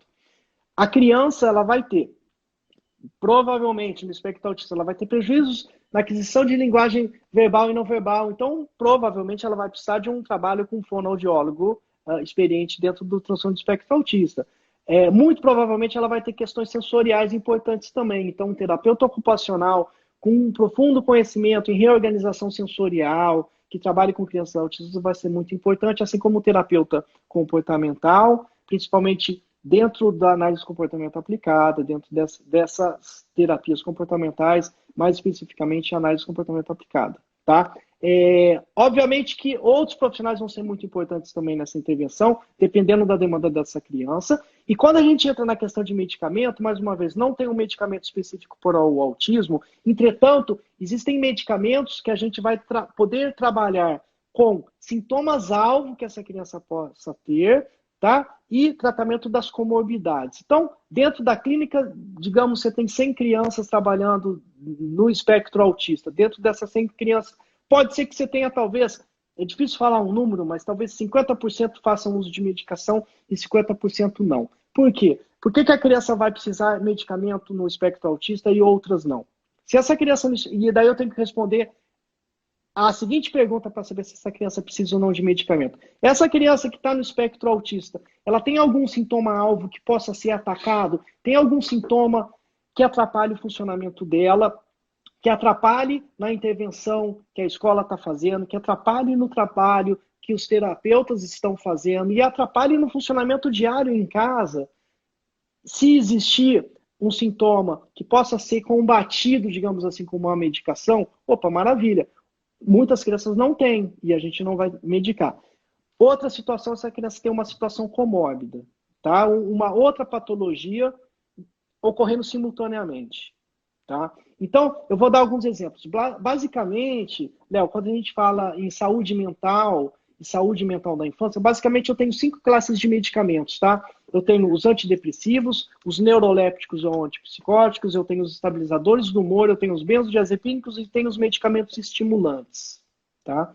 E é um arsenal terapêutico que a gente pode usar se tiver uma demanda. Por exemplo, se é uma criança que tem um comportamento extremamente agressivo, rituais de autoagressão, ou tem estereotipias muito intensas, pode ser que nós consigamos uma melhora desses sintomas com doses baixas, por exemplo, de um neuroléptico. E daí, a intenção da medicação não é curar, não é eliminar os sintomas, mas diminuir esses sintomas para que as intervenções comportamentais possam funcionar e a criança melhorar. Porque muitas vezes o comportamento está tão ruim que o terapeuta não consegue intervir com a criança, né? Se essa criança tiver um diagnóstico de transtorno de déficit de atenção e hiperatividade, essa criança vai precisar ser medicada com medicamento estimulante para diminuir a hiperatividade, diminuir a impulsividade, melhorar a capacidade de atenção e concentração. Ela vai ter um bem-estar, ela vai melhorar sua qualidade de vida, os terapeutas vão conseguir trabalhar melhor com ela, a família também e a escola também,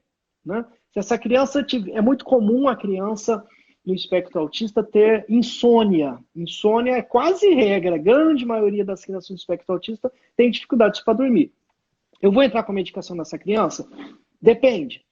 O primeiro passo a lidar com insônia em toda criança no espectro autista ou numa criança típica, ou um adulto, ou você que sofre de insônia, ou Léo, você tem insônia, Léo? Eu não. Não. Mas às vezes a pessoa tem insônia. Primeiro passo, você não vai tomar um remédio, você vai fazer o que a gente chama de higienização do sono. Você vai tentar limpar esse sono, né? Então você vai usar estratégias comportamentais. Então é importante que tenha horários para dormir, que a criança não durma durante tire cochilos durante o dia, né? E cada caso é um caso, a gente vai ter que avaliar caso a caso, né? A gente vai ter que diminuir estímulos noturnos. E quando a gente entra com uma série de intervenções não medicamentosas e não surtem efeito, daí sim a gente pode usar alguns medicamentos, né? A melatonina, por exemplo, tem vários estudos que comprovam a eficácia, melatonina em baixas doses, e daí a gente entra com a medicação, que na verdade não é nem considerada uma medicação, né? Mas a melatonina, por exemplo, é utilizada, mas desde que as estratégias de higienização do sono sozinhas não são suficientes, né? Então é mais um exemplo. Se essa criança tem, às vezes, na verdade, na adolescência é mais comum transtornos de humor. A criança, o adolescente, pré-adolescente no espectro autista, com sintomas depressivos, por exemplo. E daí, se for diagnosticado um transtorno de humor, um episódio depressivo ou um transtorno de ansiedade, uma medicação antidepressiva pode ser associada. Então a gente tem que entender o quê? Que crianças no espectro autista, algumas podem ser medicadas e outras não. A gente vai medicar naquelas em que a gente consegue identificar sintomas-alvo, sintomas importantes que podem ser combatidos com a medicação e que, melhorando esses sintomas, vão permitir que as intervenções comportamentais ocorram e fluam de uma maneira melhor, e na escola também e em casa também. Então, o medicamento ele pode colaborar muito nessas intervenções, em algumas situações. E daí, obviamente, vai ter que uma equipe multidisciplinar, experiente, que possa estar decidindo junto se essa criança vai se beneficiar ou não. E uma coisa importante, se essa criança precisar da medicação, não tem que ter medo. As medicações são modernas, são eficientes, são bem toleradas, têm um perfil reduzido de efeito colateral e podem ajudar muito essa criança. O importante é que tenha uma indicação clara. Se tiver uma indicação clara, deve ser utilizado, né, com maestria, com atenção, com cuidado, com bom manejo e com uma boa interação entre a família e os profissionais de saúde para estar ajustando a dose. Porque, se eu falar errado, doutor Gustavo, você pode me corrigir. sem problema nenhum. Só para deixar muito claro aqui, porque eu sei que tem muitos pais aqui na live, o que o doutor Gustavo disse, quando diz assim, não tem medicamento para autismo. E aí começou a chover uma série de comentários aqui, dizendo assim, e medicamento tal, e medicamento tal, e medicamento tal. O que o doutor Gustavo disse foi que não tem medicamento que trate os sintomas base do autismo. Mas as comorbidades, isso vai ser através da indicação do médico. E aí... E alguns sintomas, né? E sintomas relacionados com o autismo. Isso. As comorbidades, os sintomas relacionados. Então, vou dar um exemplo muito claro para vocês aqui. Uma das lives que nós fizemos aqui, para mim... Não são medicamentos específicos para as patologias, né? Exatamente. Então, assim, uma das lives que nós fizemos aqui, para mim, com todo respeito a todos que tiveram aqui, foi com Nicolas. Nicolas é um amigo meu, ele tem autismo, ele tem 33 anos e ele veio falar sobre autismo. Então eu falei, pode vir doutor Gustavo, pode vir doutor Gadia, pode vir qualquer pessoa, mas não tem ninguém melhor para falar sobre autismo do que uma pessoa com autismo. E aí nós batemos um papo muito legal aqui e Nicolas falou o seguinte, Nicolas falou assim, até 28 anos de idade, passava uma quantidade de informações tão grande na minha cabeça, eu não conseguia... É um cérebro hiperestimulado, né? Não irritado e hiperestimulado. Eu não conseguia raciocinar, eu pensava todo mundo como número, eu via você tinha tal número. Você está me ouvindo bem? Eu só estou vendo uma pergunta aqui, a Marci, tá. que eu quero comentar sobre canabidiol. Eu tinha uma pergunta, eu via você, eu enxergava um número, e o número, e essa velocidade de pensamento era tão grande que eu ficava estressadíssimo, eu não conseguia me raciocinar. E minha vida mudou depois do medicamento. Depois do medicamento, eu consegui parar com essa hiperestimulação, conseguir ficar bem melhor. Então, é o caso bem claro do que o doutor Gustavo está falando aí. O medicamento, nesse caso, teve indicação, por quê? Porque a partir desse medicamento, ele conseguiu melhorar muito essa sensação e absorver diversos outros conhecimentos, terapêuticos, sociais, enfim. Então, todo mundo que botou o nome de medicamento, perguntando, tal medicamento serve, tal medicamento... Se o seu médico prescreveu, né, é porque ele está enquadrado dentro de tudo que o doutor Gustavo falou agora aí. Tá certo? Então, muito bem colocado, Léo. E tem a Marli, deixa eu ver aqui.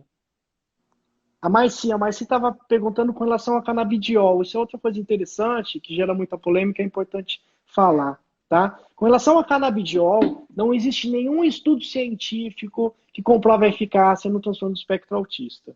Tá? E ponto, é ciência, medicina baseada em evidência. Existem poucos estudos, os estudos não são conclusivos.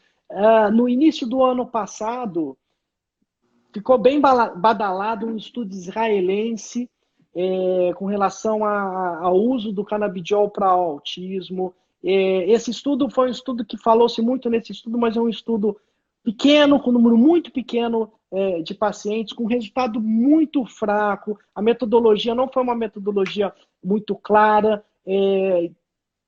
Além de questões metodológicas, tem questões aí também, no meu entender, questões éticas ali, e assim, que eu particularmente desqualifico completamente esse estudo, e assim, não tem grandes estudos, tá? Então, assim, não existe comprovação científica. O que existe, de fato, são estudos com pacientes com epilepsia, principalmente epilepsias refratárias a tratamento, então aquelas crianças com síndromes genéticas, síndromes de West, síndromes que provocam quadros epileptiformes de difícil controle, então aquela criança que tem 50 crises convulsivas diárias, por exemplo, e tem estudos que mostram que o uso do canabidiol melhorou, né, e diminui a incidência dessas crises convulsivas. Então, hoje, de fato, o que a gente tem é o uso, sim, do canabidiol, já com estudos científicos comprovando a eficácia em epilepsia, em transtorno do espectro autista.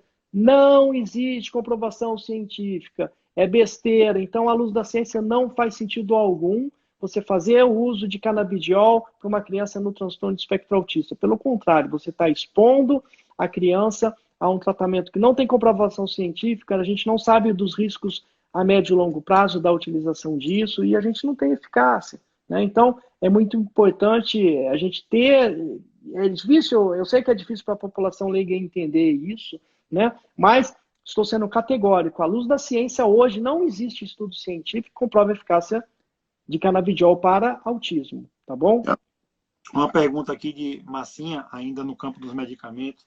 Quais são os casos que medicamentos psicoestimulantes não são indicados?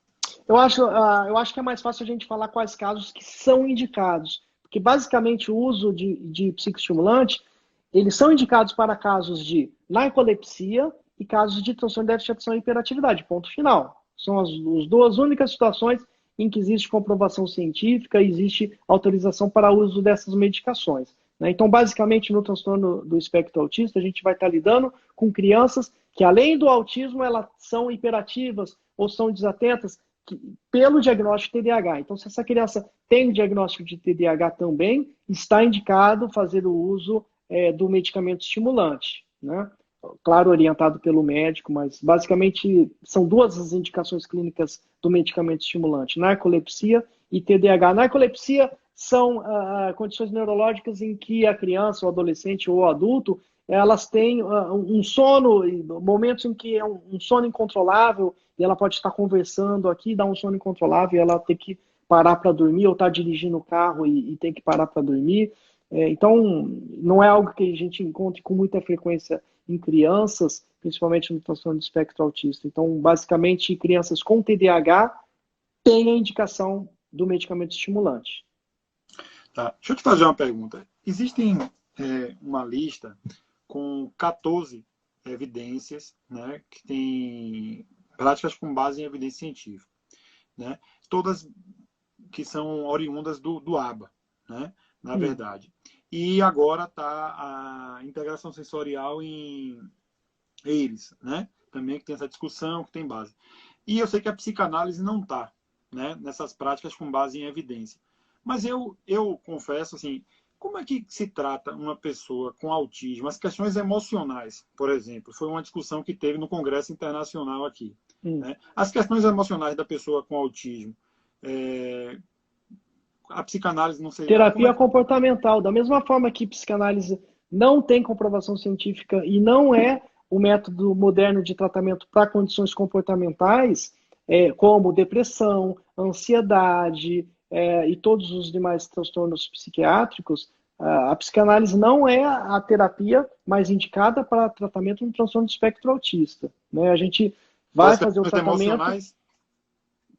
Terapias comportamentais, sem dúvida nenhuma. Né? Fobias, fobias específicas, fobia social, transtornos de ansiedade generalizada, episódios depressivos, transtorno bipolar do humor, todas essas condições psiquiátricas, condições do comportamento são tratados com terapias comportamentais. Né? Então, isso é medicina baseada em evidências científicas. Psicanálise não está no rol de tratamento para transtornos comportamentais, incluindo transtorno do espectro autista. Ponto final. Isso, na verdade, já existe mais de 50 anos que está mais que claro que as terapias comportamentais que de fato tratam, né, as condições comportamentais. E a fonoaudiologia realmente... também não está, né? A fonoaudiologia. Olha, porque assim, eu estou lhe perguntando pelo seguinte: o básico aqui no Brasil, quando a pessoa tem um diagnóstico do autismo, é fazer fono, TO, psicólogo, né? Psicologia, fonoaudiologia, terapia ocupacional e a intervenção comportamental. Né? Léo, na verdade o que vai acontecer é que se essa criança tem um prejuízo na aquisição de linguagem verbal, a fonoaudiologia sim está indicado, tem os resultados terapêuticos, isso é comprovado em estudo científico, aqui nos Estados Unidos é feito, o speech pathologist no Brasil é feito o trabalho com o fonoaudiólogo e sim tem as respostas ao tratamento. Isso não há dúvida, né? Porque quando a gente fala muitas vezes nas intervenções, a gente fala nos core symptoms, nos sintomas principais, a gente está lidando mais com questões de sintomas comportamentais, e daí sim, obviamente, são as terapias comportamentais e a análise comportamental aplicada. Mas sem dúvida nenhuma, não tem outra forma de você tratar as dificuldades de aquisição de linguagem verbal, por exemplo, sem a ajuda do fonoaudiólogo. Da mesma forma que a gente não tem como fazer uma reorganização sensorial dessa criança, que na maior parte das crianças no espectro autista tem questões sensoriais a serem trabalhadas, não tem como fazer essa intervenção sem o trabalho de um terapeuta ocupacional que trabalhe com reorganização sensorial. Aliás, é muito comum você ter uma criança que tem questões comportamentais a serem trabalhadas e você entra com a análise do comportamento aplicado e você, às vezes, não entende, caramba, por que o Joãozinho ou a Fernandinha não está melhorando? Ele tem o diagnóstico de autismo, ela está fazendo uma terapia com uma excelente terapeuta comportamental, especializada em ABA, com horas importantes de intervenção, com orientação de pais, a família tenta trabalhar, generalizar as aprendizagens em casa e essa criança não melhora. Não é incomum você encontrar esses casos e você investiga a fundo, você descobre que tem questões sensoriais importantes ali e que se você não faz um trabalho de reorganização sensorial, organiza bem essa criança, ela não rende em terapia. Então, às vezes, a gente precisa fazer um bom trabalho de reorganização sensorial, deixar essa criança preparada para depois fluir na terapia, entendeu? Sim. Então, assim, essa questão de... Não adianta a gente falar, a gente tem que pensar na experimentação científica, não adianta a gente levantar a bandeira, porque a psicanálise com esse meu paciente funciona, porque eu faço um trabalho fantástico e funciona. Pode ser que essa criança tenha algum ganho, mas a gente tem que pensar no que vai trazer os melhores ganhos, né? O que tem evidência comprovada, né? A gente não vai fazer por achismo, né? E à luz da ciência você não consegue comprovar benefícios da psicanálise em crianças do espectro autista. Tem muita gente perguntando sobre esquizofrenia, a relação de esquizofrenia com TEA. O que o senhor fala sobre isso? Uma das principais hipóteses do transtorno do espectro autista, a gente sabe tanto o autismo quanto a esquizofrenia são patologias de uma clara origem biológica, genética, são transtornos do neurodesenvolvimento, né? Inclusive, mais de 80% dos casos de autismo estão muito, muito relacionados com questões genéticas, isso está muito claro, assim como a esquizofrenia. Quando a gente encontra, por exemplo, aquelas crianças que aparentemente elas têm um desenvolvimento típico até os 2 ou até os 3 anos e depois regridem, né? A gente não consegue entender. E a gente vê isso por vídeo, né? Doutor, eu tenho aqui a festinha de aniversário de 1 ano e de 2 anos do Joãozinho. Ele está cantando, parabéns, ele está batendo palma, está brincando com os amigos, está olhando nos olhos, ele está interagindo muito bem. Na festinha de 3 anos, no vídeo, já está outra criança, né? Então, uma das principais hipóteses do porquê ocorreu essa regressão é o que a gente fala. Uma das principais possibilidades seriam problemas no fenômeno de poda neuronal, que é o momento em que esse cérebro se reorganiza, ele desfaz conexões e refaz conexões cerebrais. Então, aquelas conexões pouco usadas são eliminadas, aquelas conexões ruins, falsas, que estão em curto-circuito, que não estão funcionando bem, elas são desfeitas, e aquelas conexões que estão sendo trabalhadas e estimuladas nessa criança se tornam mais robustas, tá? Então, assim, uma das hipóteses que justifique o autismo, que o pessoal fala autismo regressivo, possivelmente está relacionado com falhas nesse período de poda neuronal que ocorre nessa fase entre 1 e 3 anos de idade, tá? Da mesma forma que quando a gente fala em esquizofrenia, que é uma outra condição que não tem nada a ver com autismo, porque no início, lá na década de 70, ainda se falava no autismo como um transtorno psicótico, que não é verdade, né? Um transtorno do neurodesenvolvimento que não está relacionado com psicose. Na esquizofrenia, que é um transtorno psicótico, a maioria dos estudos, existe um consenso, que é uma condição que está relacionada com uma falha na poda neuronal que ocorre lá no final da adolescência. Por isso que a esquizofrenia, na maioria das vezes, é uma patologia que acomete a terceira década de vida, ali, segunda e terceira década de vida, entre os 18 e os 25 anos é quando ocorre o primeiro surto de esquizofrenia. Possivelmente por uma falha nessa poda neuronal do final da adolescência. Tá? Então são condições diferentes, o autismo, deixa claro, não tem nada a ver com a esquizofrenia, não é um transtorno psicótico, tá? Mas divide também de uma causa biológica, genética, um problema de neurodesenvolvimento, tá? Possivelmente elas dividem essa relação com fenômenos de podas neuronais que ocorrem em diferentes fases do desenvolvimento. No autismo, uma possibilidade de falha de poda neuronal, no caso de autismo regressivo, que ocorre entre 1 e 3 anos de idade, e a esquizofrenia é uma patologia do comportamento que está relacionado com falhas da poda neuronal que ocorre lá no final da adolescência. Eu queria que o senhor explicasse aí, de forma bem simples mesmo, bem fácil para os pais que estão aqui, o que é a poda neuronal. Então, a poda neuronal é um fenômeno que ocorre durante todo o nosso desenvolvimento como em vida, digamos assim. Tem estudos que mostram até que ocorre fenômeno de poda neuronal depois na fase adulta. Durante o nosso desenvolvimento, o nosso cérebro vai crescendo. E para a gente ter uma ideia, com 3 anos de idade, nós temos mais células nervosas, mais neurônios no cérebro de uma criança de 3 anos do que uma criança de 6 e uma criança de 15.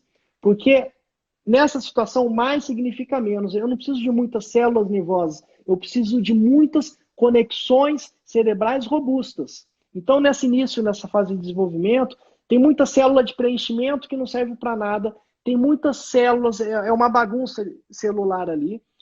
Eu vou dar um exemplo prático. Você vai numa mata fechada. Então, você está ali numa região de mata ali na Bahia.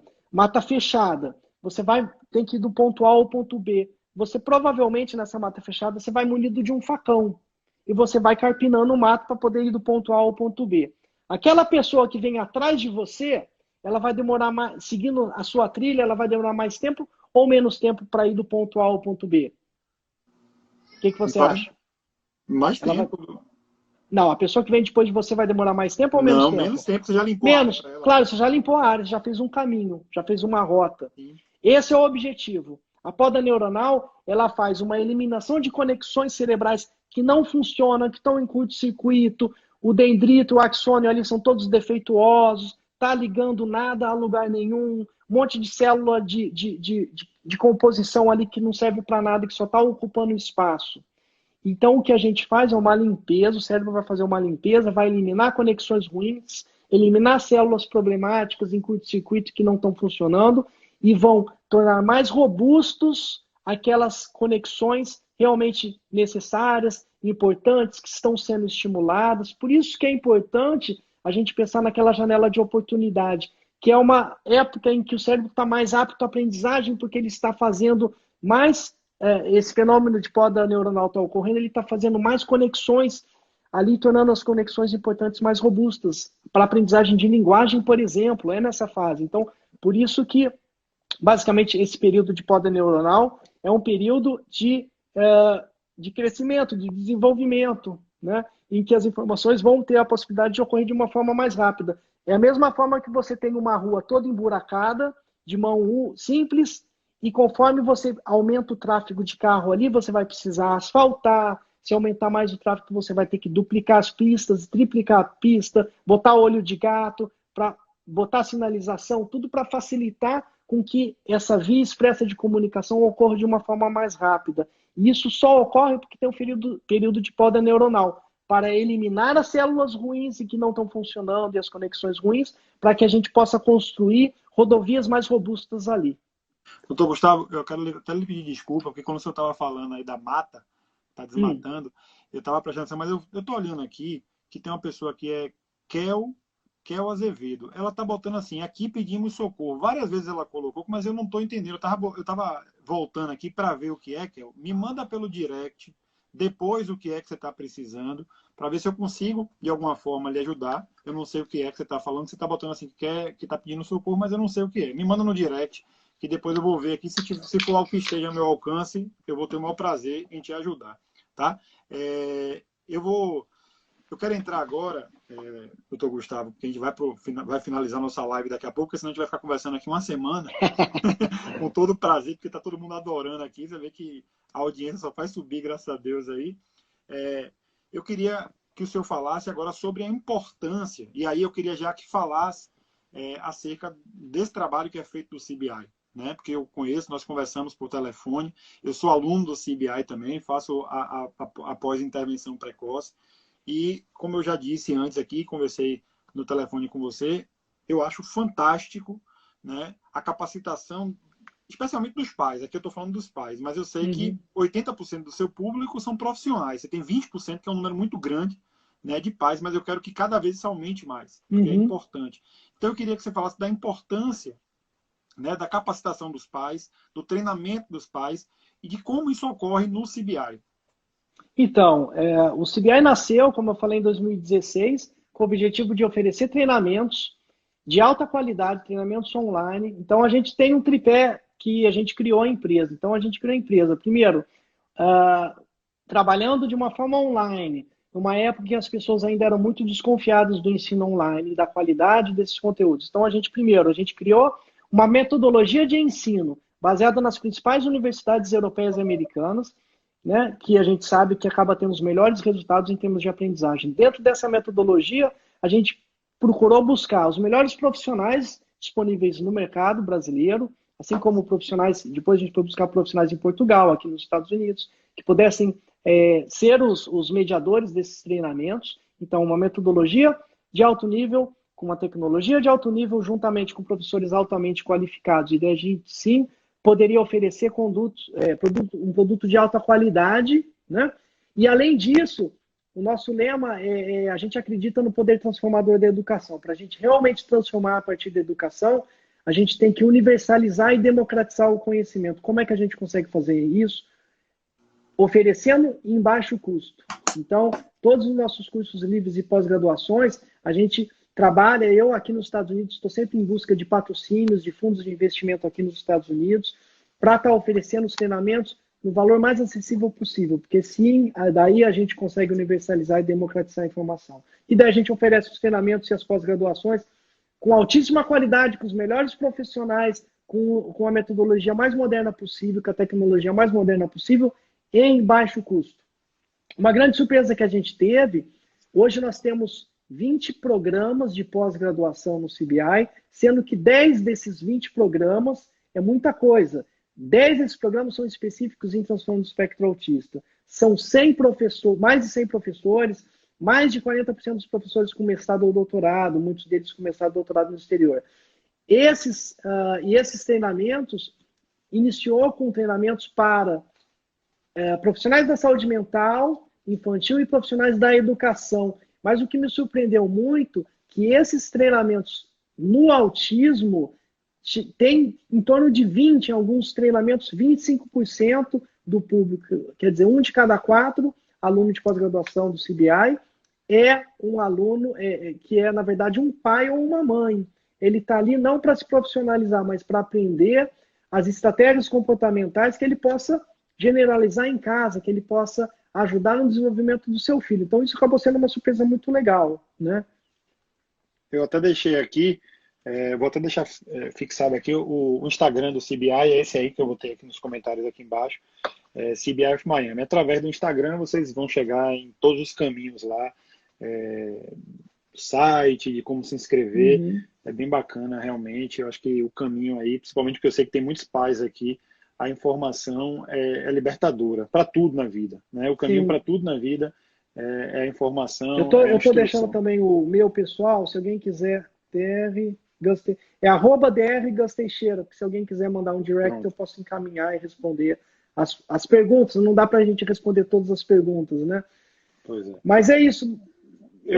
O que eu falo, né, é o seguinte, eu não fico falando muito do CBI, digamos, fazendo propaganda, porque eu acho que a melhor propaganda são os próprios alunos, né? Então, a gente não teria chegado aí em 4 anos com 40 mil alunos, 20 mil alunos de pós-graduação, se a gente não prezasse muito pela qualidade do conteúdo, né? E se não oferecesse algo que realmente preenche a vida das pessoas, né? Acho que em quase pouco mais de 15 anos de carreira, eu sempre vi essa questão da psicoeducação como algo chave para transformar os tratamentos médicos, pelo menos em saúde mental infantil no Brasil. E desde então, assim, eu acho que essa questão da busca pela produção de livros no Brasil, depois fazer meu mestrado em educação, né, que foi algo bem esquisito para muitos, um médico fazendo mestrado em educação, né, e culminando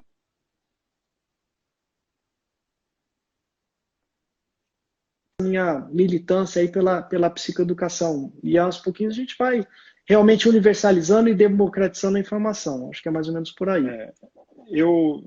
posso dizer assim, fique absolutamente tranquilo, né, que pessoal, as pessoas me conhecem aqui, pelo menos grande parte das pessoas que estão aqui sabe que eu não falo do que eu não acredito, sabe que eu não trago aqui, sabe que eu não trago aqui as pessoas que eu não admiro, e eu jamais iria falar aqui do CBI como propaganda. Eu falo de verdade que eu sou aluno, que eu acredito no CBI, e eu acho que, como eu estou falando, a informação é a melhor arma que nós temos para tudo. Estou vendo aqui muita gente aqui já dizendo que é seu aluno, que é aluno do Que CBI, legal. que bom. parabenizando a live, pedindo para fazer outra live. Nós com certeza vamos Foram fazer depois de um olha, tempo aqui. eu vou falar, eu nunca fiz uma live de 2 horas. Você conseguiu o Dr. Gustavo em 2 horas de live. Eu nunca fiz isso. Incrível. E voou o tempo, porque não parece que a gente está 2 horas. Minha mulher vai brigar comigo, eu vou botar na sua conta. Ela está até assistindo aí. Camila, um beijo. Daqui a pouco eu desço para ajudar aí com os meninos e com o almoço. Mas estou botando na conta do Léo, tá, Camila?